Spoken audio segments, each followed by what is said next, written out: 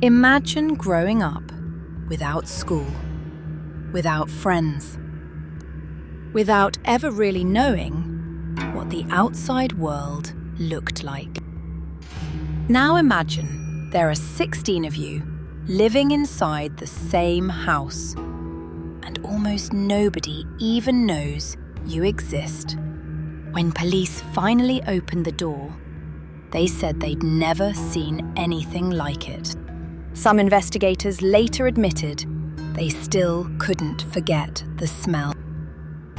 Tonight, we're revisiting one of the most disturbing child abuse cases in recent American history, the Ohio House of Horrors, and the shocking new developments surrounding the 16 Siders children. Welcome to You Can't Unhear. When authorities first entered the home in Hamden, Ohio, on June 30th, 2026, they weren't expecting to uncover one of the state's largest child neglect cases.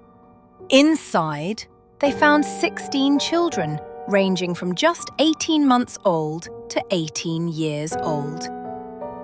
Investigators said many had been living together in a single room, contaminated with human waste. Several children required immediate hospitalization. Officials later admitted they believed some of the children might not have survived much longer had they not been discovered when they were. The children's parents, Gary Siders Jr. and Elizabeth Siders, along with Gary's parents, Gary Siders Sr. and Christina Siders, were each charged with multiple felony counts of child endangerment. All four pleaded not guilty. Initially, every defendant was held on a $300,000 bond. Later, Gary Siders Sr. was released on a recognizance bond after doctors determined he suffered from a serious medical condition requiring specialized treatment outside the county jail. Prosecutors said the cost of keeping him in custody could have financially overwhelmed the small county.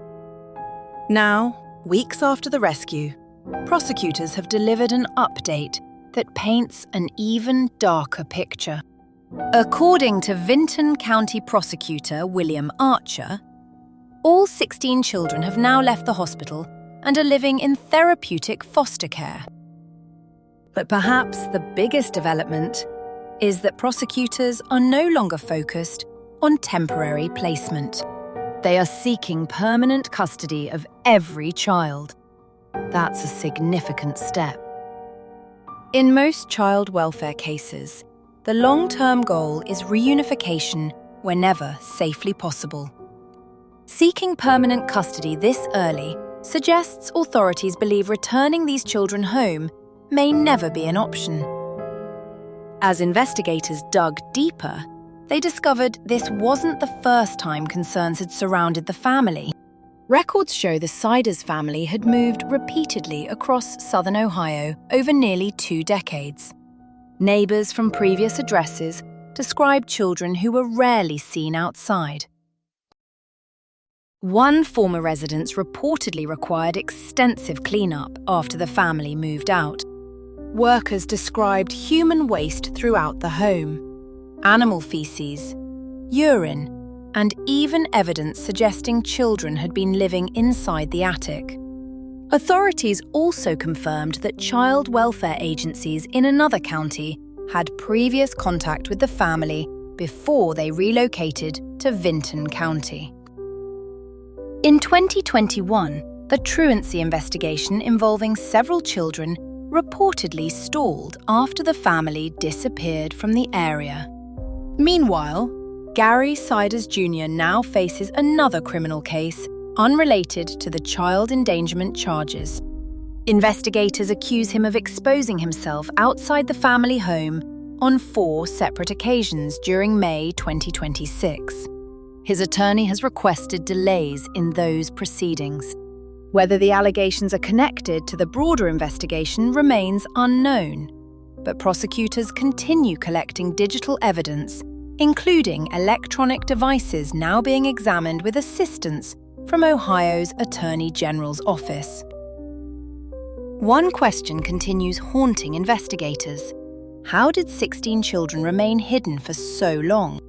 Officials say many of the children had never attended school. They weren't enrolled in public education. And there was little evidence of legal homeschooling. Medical records were scarce. Government records were almost non-existent. Some children reportedly struggled to communicate. Authorities even stated that neighbours had no idea so many children lived inside the house. For years, the family had quietly slipped between counties, avoiding attention while the children disappeared from public view. The case has also placed enormous pressure on one of Ohio's poorest counties. Emergency funding exceeding $1 million has been approved to help provide therapeutic foster care, counselling, medical treatment, education and long-term support for the siblings. Officials estimate their rehabilitation could take years. Many of these children are experiencing ordinary childhood milestones for the very first time. Today, the criminal case is still unfolding. Additional charges remain possible. Digital evidence is still being analysed. And prosecutors have made it clear their priority is no longer simply rescuing these children. It's making sure they never have to return to the conditions investigators described as worse than those provided to livestock. Perhaps the most disturbing part of this story isn't just what happened inside that house. It's how easily an entire family vanished from society. And we've seen this kind of case before, across the world. This time, the victims are 16 children, living just beyond the front door, while life outside carried on as normal. Sometimes, the scariest stories aren't hidden deep in the woods or abandoned buildings.